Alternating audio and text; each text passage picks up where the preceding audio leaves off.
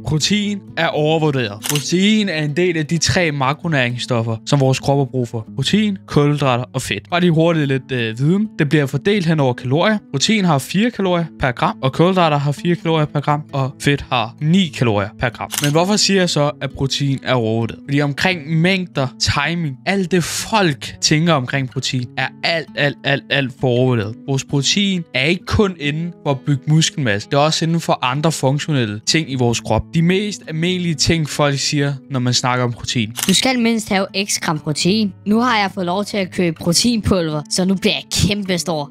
Jeg skal have den perfekte aminosyreprofil til hver måltid. Du skal have protein lige efter træning. Hvis du vil bygge muskelmasse, så skal du spise low carb, high protein. Altså lav kulhydrater, høj protein. Hvert måltid skal have x gram protein i sig. At få protein fra dyr er bedst. Jeg vil gå hen over de her ting i den her video. Men hvorfor siger jeg, at protein er overvurderet? Det gør jeg, fordi folk tror, at det er det eneste protein laver, det er at bygge muskelmasse. Det er det egentlig ikke. Det er selvfølgelig vigtigt i forhold til at bygge muskelmasse, men det er ikke det eneste, der bygger muskelmasse. Vi ser nemlig i det her studie, at ting som kulhydrater, vitaminer, mineraler, kreatin og omega-3 kan hjælpe med at bygge muskelmasse. Så du kan også bare styre på din mikronæring og de her ting, så vil det hjælpe med at bygge muskelmasse. Nybegynder bruger også alt for lang tid på at tænke på protein.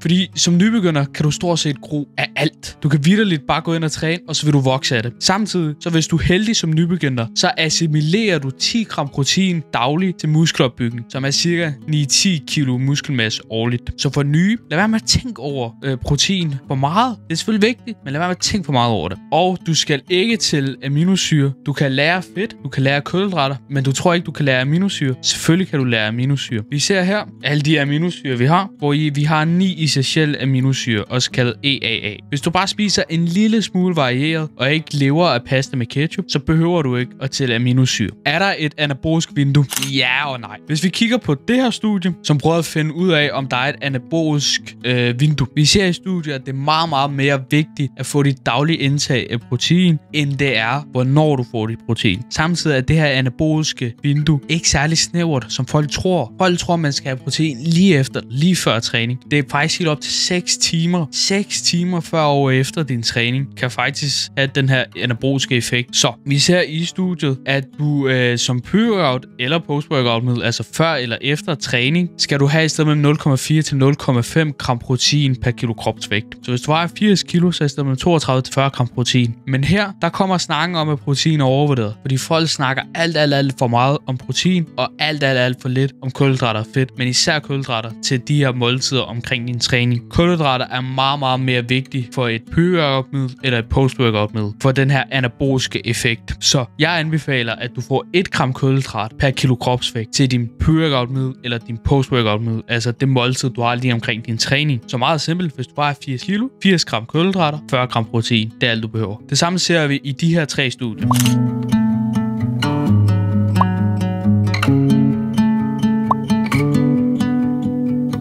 Men Elias, er low carbs ikke bedre end high carbs? Det korte svar er nej. Men hvis vi lige skal have noget evidens for at understøtte det, jeg siger her, så kigger vi på det her studie, hvor vi faktisk ser, at low carbs gjorde det sværere for os at restaurere, og det gjorde det sværere for os at optage vores aminosyre som BCAA, nogle af de 3 vigtigste aminosyre, vi har. Vi ser også med performance, at et højere indtag af kulhydrater er bedre. Det ser vi i det her studie. Kulhydrater er ikke farligt, det er ikke dårligt for dig. Tværtimod er det godt for dig. Det bør være en fast del af din kost, ligesom protein og fedt. Så tænker du nok, okay Elias, nu forstår jeg. Jeg skal have alle 3 makronæringsstoffer, men hvor meget skal jeg have? Tak for, at du spørger. Jo, det er forskelligt fra person til person, og hvad målene er for den her person. Men vi har lige været kort henover protein. Du skal have 1,6 til 2,2 gram protein per kilo kropsvægt. Så hurtigt regnet. Hvis du har 80 kilo, så i den høje ende er det 160-170 gram protein ish. Ej, jeg gider ikke at regne ud, mens jeg sidder her. Hvorfor skrev jeg det ikke bare ned? Fuck det. Videre. 1,6 til 2,2 gram protein per kilo krop. I forhold til, hvor meget du skal have til hver måltid, ser vi i det her studie, at alt under 20 gram protein er faktisk for let, for det bliver ikke brugt til proteinsyntese, altså blive større. Jeg havde faktisk skrevet en joke lige her. Vil du høre den, Tobias? Jeg har skrevet her, at alt under 20 gram protein er for let, for det går ikke til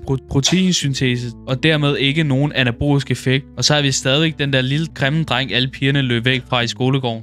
20 gram protein til hver måltid, for så ellers går det ikke til proteinsyntese. Hvad med kulhydrater, spørger du nok. Hvis vi kigger på den her meta-analyse, ser vi mellem 2 til 12 gram kulhydrat per kilo kropsvægt. Det er lidt i den høje ende med 12, men igen, så går det an på, hvad din mål er.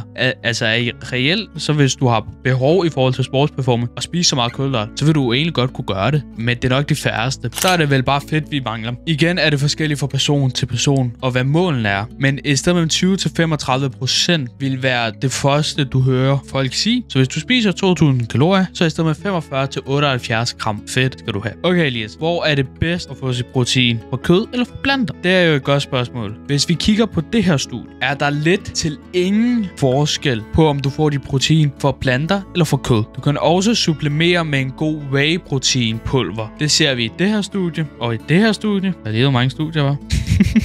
Så hvis det var bedre at få protein fra kød, så vil vi ikke se de her resultater, som vi ser i de studier, vi lige har kigget på. Misforstår mig endelig ikke. Protein er vigtigt, men gør det ikke til mere end protein. Gør ikke protein til mere end bare protein. Hvis du vil bygge muskelmasse, så skal du have dit protein, men du behøver ikke gøre det til mere end bare det faktum, at du skal have dit protein. Du behøver ikke at tælle din aminosyre, så længe du bare spiser en lille smule varieret. Ja, behøver du ikke at tælle din aminosyre. Så igen, gør ikke protein til mere end hvad protein er, og få dit daglige indtag. Jeg gider ikke at høre alt muligt med, at protein er det endelig magisk, og hvis jeg ikke får den perfekte aminosyre, hvis jeg ikke får protein præcis 1,8 gram protein per kilo kropsvægt, men en anden dag får kun 1,7, don't worries. Det er ikke verdensundergang. Så gør ikke protein til mere end det faktum, at det bare er protein. Hvis I fandt den her video interessant, smid en like og kommentar. Tak fordi I så med.